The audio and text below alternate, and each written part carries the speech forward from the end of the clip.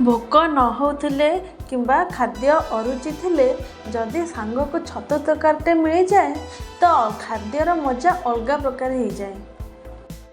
Hello friends, जय जगन्नाथ। मु रश्मि तो वेलकम करची मो यूट्यूब चैनल को। तो प्रथमे आमे किसी छतु नबा, तार चोपा गुड़ को भल भाव में छड़ाई दबा।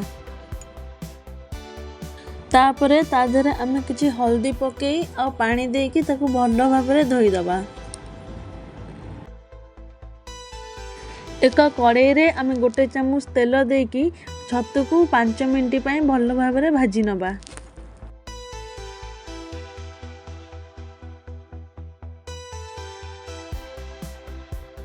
तो देखंतु छतु एबे भाजी हो साराणी। ताकू एक प्लेट रे काढ़ी नबा। मु एठी 2 ରୁ 3टी आलू को काटिकी रखीची, ताकू किछि तेल रे छाणी दबा।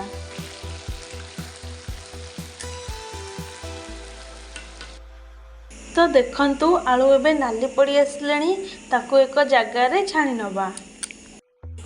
तो छतुर मसला तैयारी करिया पई गोटिए पियाज, खंडे दालचीनी आउ एक रसुण को खंड खंड कर काटिकी रखीची, आउ खंडे अदा, सुखिले लंका आउ अल्प जीरा देकी मसला टी बाटी नवा।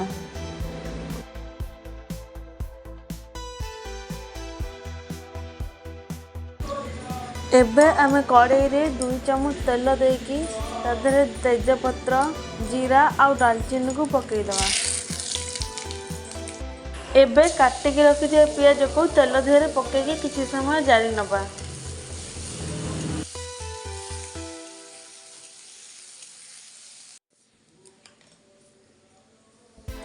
तो अबे पियाज जारी होलानी, ता देहरे बिलाती को पकई किछि समय कसी नबा।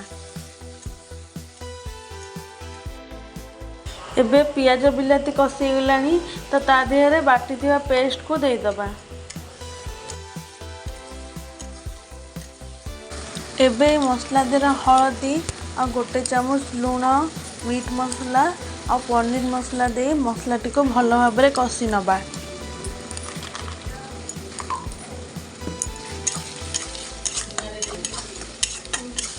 किछि समय मसला कसला परे ताकू आमे घोड़े दबा। तो अबे मसला हो गलानी, ता देहरे किछि सॉस पके आउ टिके कसी नबा।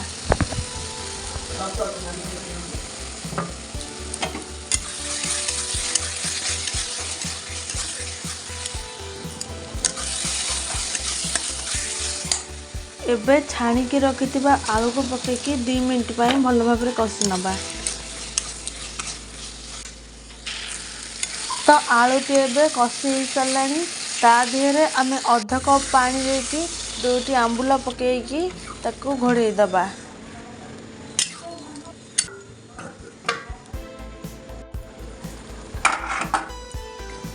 तो देखंतु एबे पानी फुटिलानी, ता देहरे भाजिकी रखिथिबा छतु को पकेकी गोटे की 2 मिनट पई घोड़े दबा। तो देखंतु आम गरम मसला दिया छतु एबे रेडी ही आसलानी। जदि मो चैनल को लाइक, सब्सक्राइब और शेयर करना तो जल्दी जल्दी कर दियंतु। आजिर छतु मसला रेसिपी केमती लगिला मते कमेंट माध्यम रे जणाई दियंतु। रहिली, नमस्कार।